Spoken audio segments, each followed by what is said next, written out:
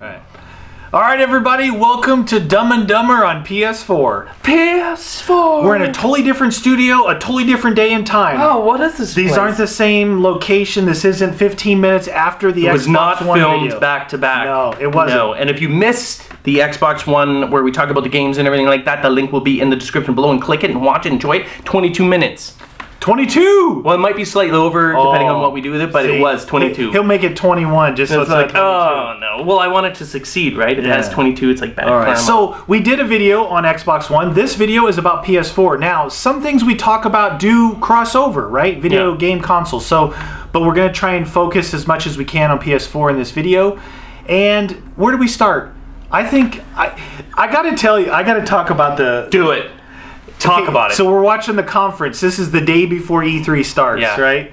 And in your office, your awesome office. I was sitting in my office, and it went like 2 hours. Yeah, it was like long. We're watching it, right? And the first, I was literally holding my chest. I had my face. You're like, the I had my speakers face in are my just awkward. Hands. I'm just going, oh my gosh. It was long and kind of boring in between. Everybody, like, what are you everybody doing? had said, wow, you know, the PS3 back, you know, they had this awesome speaker and he had everybody's attention. They were kind of known for delivering an exciting conference. And then Microsoft had already had an issue, right? Yeah. Here they are, main floor, here we go, and I'm just sitting going... Started off strong with the music and everything. I was like, yeah, this is going to be good. I can't wait. And then I was like, I can't. Well, we're still going. It's like 2 hours. And then it came to the last 10 minutes, and I almost clicked it off. Yeah. And they come out, and the CEO comes out, and he's like, drops, here's the price. And it was almost like, and they're going to sell for $3.99. Bam! Slams the mic down and walks off the stage. I'm out. And it was pretty funny because they were kind of slamming some of the Microsoft stuff right at the end. They packed It was just amusing. It's not like we're against Microsoft. It was just entertaining to watch. It was funny to watch this guy just going, and it won't do this, and it won't do that. I'm out. Bam! They picked up on what people were upset about with always online and cameras and used games, and they made sure they say, well, we don't stop you from doing used games. You can do whatever you want. And every time he said one of those things, though, he had to pause because everyone's just exploded. They're like, yeah, whoa! So, like we said in the other video, though, there's still time for changes to happen. You never know. Now that everyone's kind of, you know, showed their hand, things can still happen between now and release date. Like I said, if Microsoft wants to get rid of the Kinect and release an Xbox One only and bring the price down, they still can. A lot can happen. So it was painful and then amusing, the conference, right? It's funny though, everyone said though, because that actually amused me a little bit. It was, I'd say, like 80% to 90% was boring and just kind of like, oh my god, Sony, what are you doing? But then if you read all of the reviews, they're like, Sony destroyed Microsoft, best conference ever. But I'm like, it was in the very last few minutes. And I agree, it was the most entertaining thing I've seen in a long time in a conference. But the reality was most of their conference was boring as crap. They could, if they came out with just that 10 minutes, it would have been ridiculous. They're done. Here's our conference. Bam, bam, bam. Bam! Throw the mic down. I'm out. But one thing that a lot of people did miss, because I tweeted about it right after. I'm sure everybody's picked up on it now. But what people missed was that to play online, multiplayer, you're going to need to be a PlayStation Plus member. Meaning, basically, you're going to be paying $5 a month now for online services and gameplay. Now, before you all freak out, remember, this was the big difference between Microsoft and Sony before. Microsoft charged membership to be online. But because they did, they put more money into development on their, what they call their dashboard, their interactivity, their friends lists, the menu money screen. Going to Activision for exclusivities. Right. That helped out. And a lot of people always said, well, because PS3 or Sony is free online, it's for the casual gamer, and that's why the XMB is not as good. Yeah. But now we're gonna pay for it. So now, as PS4 gamers, and if you guys are too, would expect a better XMB cross media bar, a better friends list, a better interaction, better Netflix and things that they provide. More deals, better you know, going forward with working with developers and publishers and getting that stuff, and not allowing Microsoft to just sort of scoop all that crap up. So there's no excuse not to improve all that now because there is that charge. But you don't have to have that if you're not playing online. No, so single-player games, it doesn't matter. It's not the end of the world. But I do expect Sony for you guys to step up now and show us better menus and things of that sort. Yeah, if we're going to give that, if it's going to be mandatory for multiplayer, then Sony, you better start giving us those things. Start using that money, not for the rest of your company or division, but to improve things so we see it. For me, though, in all honesty, I know that the Xbox has a way better dashboard. It looks better, it looks clean, it looks professional. Colorful. But as a gamer, I don't really care at all. I spend 99% of my time in a game, or if I'm not, if I'm on Netflix, I'm in there. I don't care how fancy and smooth it looks. Yes, Sony should improve it. But I don't. Do you spend your time looking at that screen and going back and forth? You know, making avatars and stuff like that, I think is fun. I think a lot of people like making avatars, and then like your profile, how in depth you can go with your avatar and what you do. It feels more personalized. Yeah. So just for me, it doesn't. Then when you go on your friends list, the ability to look at other people's avatars, but also the ability to invite people into games without having them on your friends list. As a YouTuber, that is, it makes things a lot easier, because when you add people, then you have to delete them off. People get upset. It's hard to add. So PS3 was always very, very difficult to do that, where Xbox allowed you to send a message and then invite to game just by viewing their profile. So it's things like that I'm hoping will improve with now this charge that they have. And it's not a lot. Just like with Microsoft or Xbox, I mean, we have our Xbox Live accounts. We have them every year. We buy them. And so the reality is if you're buying a luxury machine like a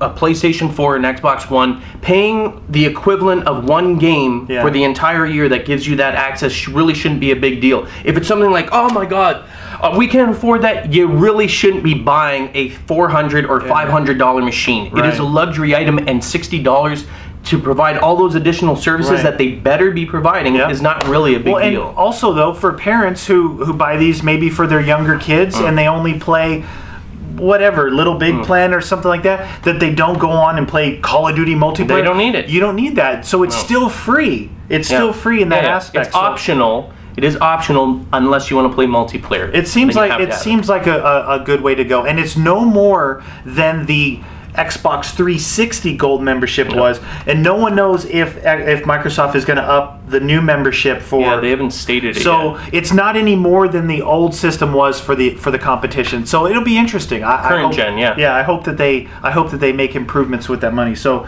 we're going to get to some of the games. Oh, while you're looking at that, the Xbox controller looked and felt very similar. Yeah. PS4 has changed their controller. They've lengthened the parts that come down here, right? They've lengthened those a little bit, and it's got a bigger feel to it without being bigger, right? Yeah. So there's more surface area to put your hands on. Where for me especially, look at those paws. Look at that. That's the hammer. Let me see. Oh, man. Baby fist, the hammer. Don't get away with it. Punch him in the lava. So it's not actually fatter, so it just feels bigger because there's more surface area. So the controller, I think that they did good things with it. I think they honestly were putting effort into trying to bring that Xbox market over to them, and they were tweaking it while not changing it so much that traditional, like myself, PlayStation, that I'm comfortable, and I actually like the PlayStation controller more than the Xbox. I do not like the Xbox at all. So even when I saw it slightly change, I was like, all right, well, at least it's not drastic. If it was really big and they had the ridges underneath, I would have been like, oh my God, what do I do now? So I think it's good, and they are listening to the gamers, and they were going, this was like a fully planned, well-executed attack against Microsoft. Games. So again, you talk about exclusives, and we're not really wanting them too much. They didn't show a lot of exclusives in their conference. They didn't focus on showing exclusive games. They were showing a lot of games. I mean, they were showing Watch Dogs as a big primary thing that's going to be on both systems, right? Right. Yeah. And it wasn't necessarily about them saying, look, we're going to have this, so if you want to play this, you got to buy that. They were showing a lot of different games, multi-platform games out there. But that's kind of like what you said in the Xbox one. Is it's not necessary. Why do you need to do that to convince people to buy your system? You should be able to, or want to buy it on the merits of that system. $100 cheaper. Yeah.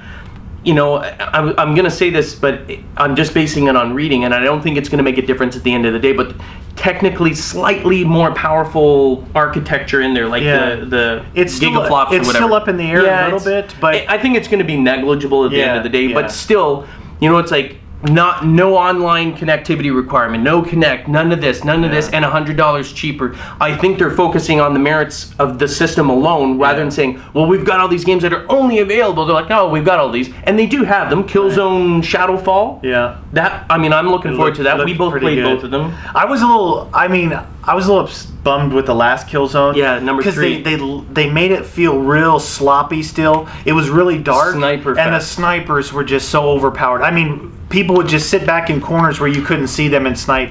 But the new one almost looks more cleaner, a little bit. Cleaner, more feel of the shooters that we all like, without naming names. I'm sure it'll still have that a little heavy feeling to it, but it looked a little brighter, a little cleaner. So Killzone, be interested to see that. I always give it a chance, you know what I mean? For sure. I do give it a chance, and I played a lot of Killzone 2, and I know it's that heaviness, and I know it's supposed to be realistic and everything, but you know, realism, I'm not always a big fan of it. And the accelerated movement, sometimes they get that wrong, especially on consoles. It can be problematic with the sticks. Yeah. You know, like, really? All of a sudden, you're just like, Jesus, like, hard to control. So that one I'm definitely looking forward to. Oh, yeah.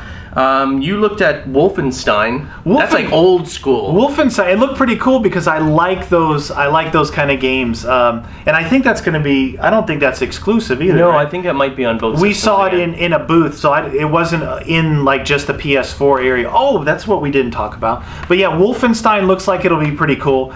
We talked about the Xbox booth. Yeah, and the PlayStation 4. It was actually, it seemed more space in between, but still just jammed. It was more like Xbox was a rectangle, and the PS4 was a T-shaped. Yeah. So when we first went in there, it didn't look really that busy, but the whole first section we went in was PS3. Yeah, yeah. Then we pushed forward to the PS4 section, and it was like, oh, again, you can't get me out of here. Just lockdown everywhere. But it was just as crowded, just as much interest, you know, people, gamers in general, wanting to see what this new stuff's going to provide. And one of the first things that we saw was that game that you want to play, Octodad. I think it's Octodad. If you haven't seen it, you gotta look it up. For me, he was just like, he's flopping all around. He's like, he's got to knock. If you ever see Surgeon Simulator, like on there, where it's like he's trying to cut things, he's like, it's like his hands aren't working. Well, that's like Octodad, and I was just like, that's funny. I want to play a funny game. It was like knocking all the stuff off the table, breaking windows, because he just kind of like, whoa. He has like no control, but it looked hilarious. It looked fun and simple, kind of a silly game.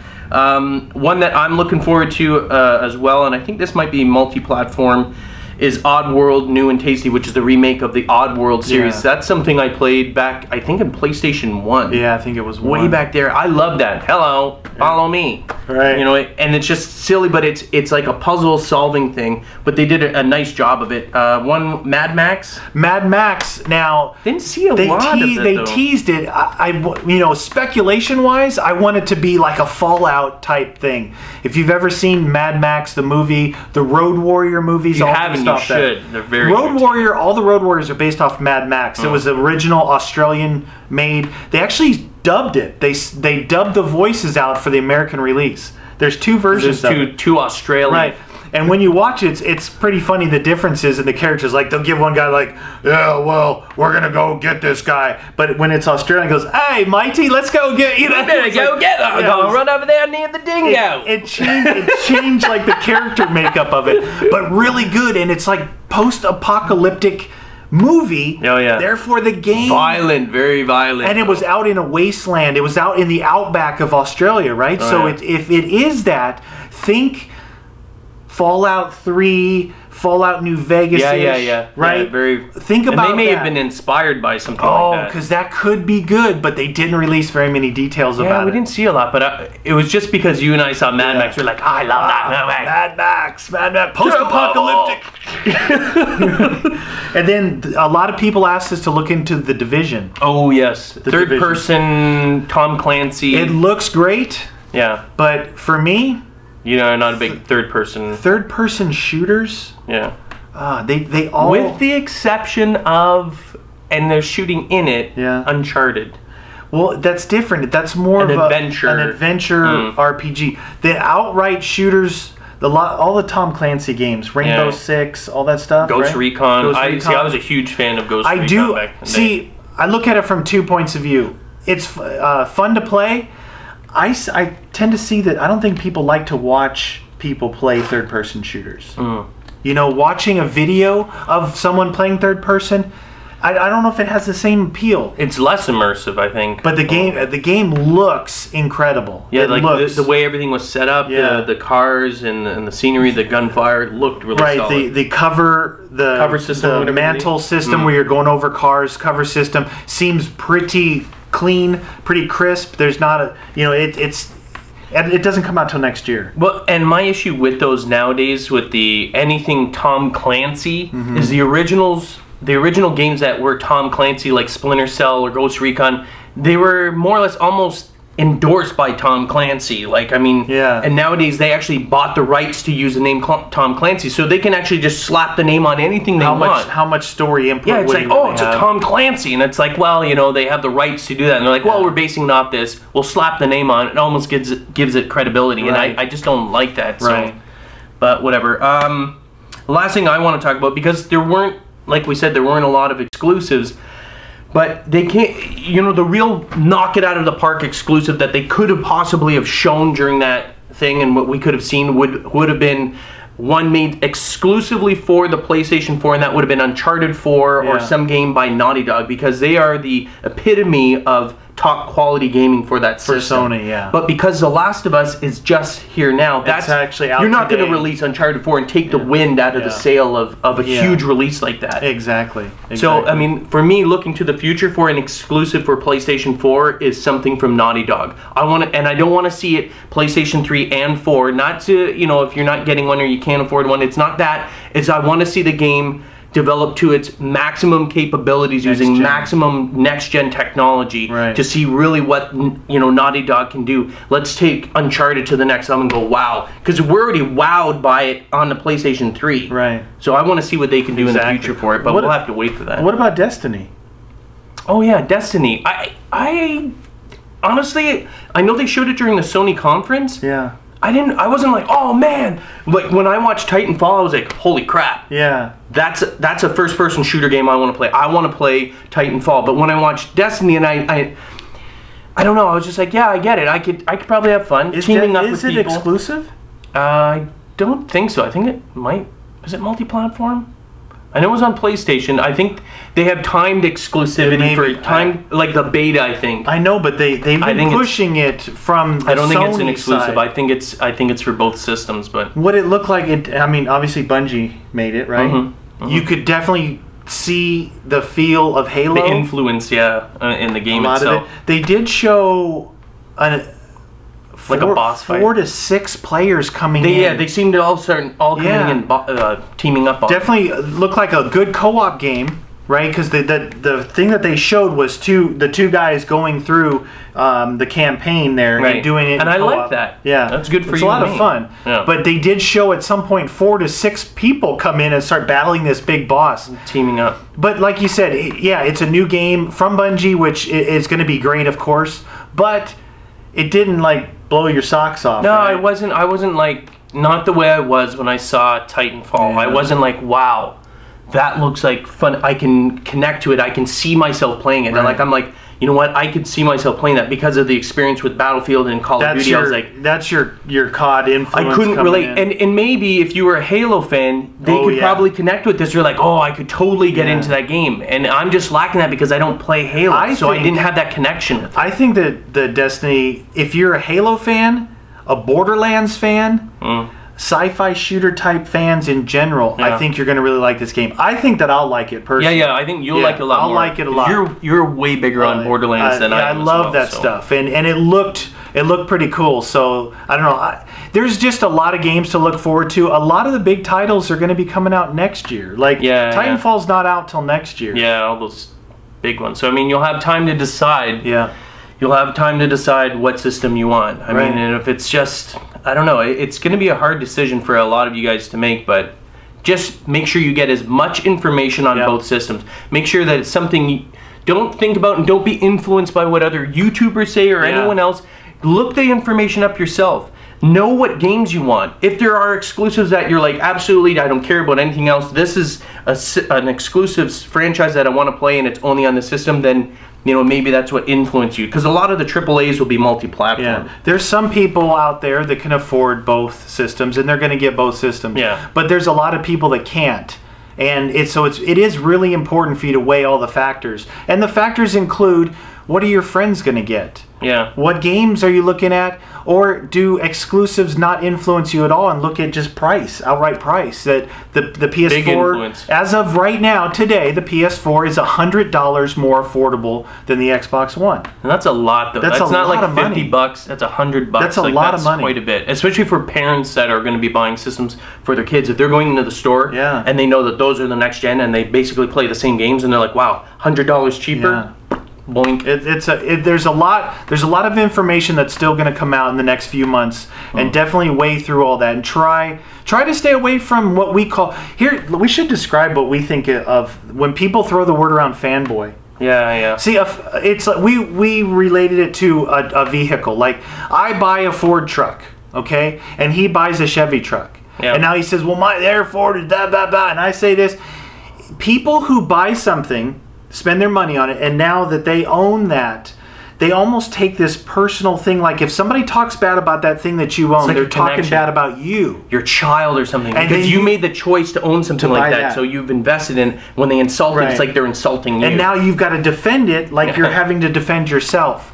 So it's human nature. But try, if you're going to get your information from people, try and see the people that are more not doing the fanboy thing. What systems do they play on? You know, what have they done in the past? Are they giving you good information? Because if you cannot afford multiple things, like a lot of people can't, you've got to be well informed before you make that purchase, because $400, $500 is a ton of money, and that's a purchase that you're going to make that's going to last. It's an investment. It's an investment in your entertainment. Right? A huge number of hours. You're going to buy that, and it's 5 years worth of that console. That was 5 to 7 years is about how long these things last before they come out with something new. And with what they've put out there now, this is going to be what you have for a long time. So be well informed before you make your purchase. Yeah, be well informed, what he said. Yeah! So that comes to the end of our PlayStation 4 jibber jabber. Remember, if you haven't seen the Xbox One video, that link will be in the description below, and you can go check that one out as well. Woo, happy gaming. Later, guys.